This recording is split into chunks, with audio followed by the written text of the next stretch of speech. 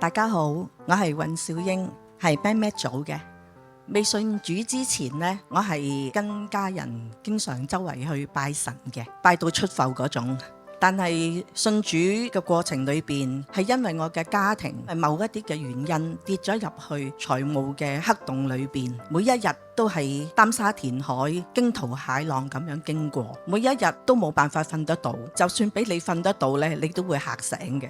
偶然一位舊同學，佢送咗一本新約聖經俾我，喺裏邊我睇到有紅色筆間住個主禱文，咁我就跟住個主禱文咁樣去背，就此我就開啟咗我每一晚背主禱文瞓着嘅習慣。後來有一位好好嘅朋友邀請我同佢一齊返教會崇拜，我就跟咗佢返教會崇拜。喺教會崇拜裏邊，我聽到詩歌，當刻我嘅眼淚就不期然咁樣流咗落嚟。我盡情咁將我嘅滿腔嘅辛酸向神傾吐。嗰一刻我係感覺到佢係與我同在，佢係安慰緊我。後來我就參加咗經歷神營會，亦參加咗第3屆嘅幸福小組，成功咁入咗組。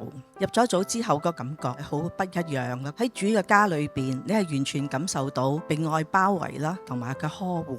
我哋係一齊會去外邊傳福音啦，一齊退修學習神嘅話語。喺呢個信主嘅過程裏邊，我係完全感受到心裏邊嘅平安喜樂。我願意放下我心中嘅重擔，全然交託。願大家享受神賜俾我哋夠用嘅恩典，榮耀歸主。記得訂閱親密見證頻道，撳埋個鐘仔，同埋幫手分享、點讚，等更多人認識神。